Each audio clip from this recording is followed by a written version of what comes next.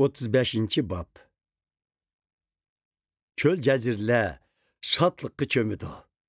Qaqaslıqla xuşallıqı çömüb, güllə pörəkləb içilidu. Həmmi yer gül çiçəkkə və şad xuramlıqqa toludu.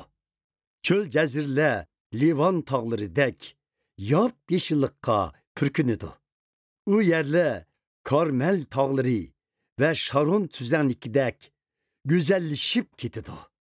Pərverdigarımız öz şan şərpi və uluqluqni kırstıdı.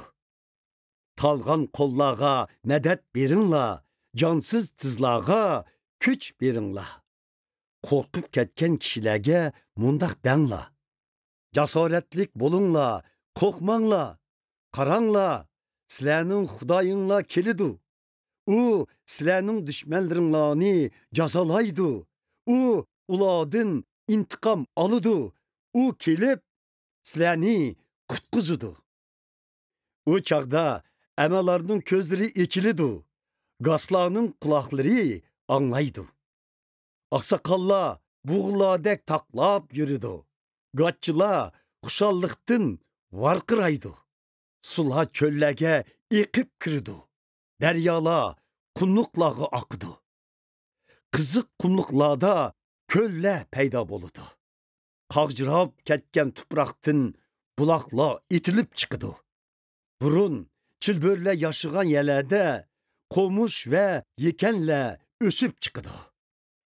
Zemində bir yol peyda bolup, bu yol mukaddes yol deb atılıdı.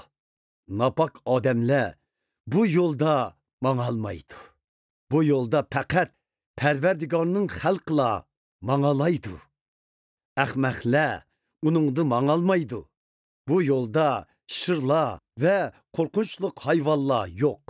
Ularni bu yerdən tapqılı bolmaydı. Pərverdigar qutquzgan kişilərlə bu yolda mağalaydı. Pərverdigar qutquzgan kişilər Yerusalim'e qaytib kelidu.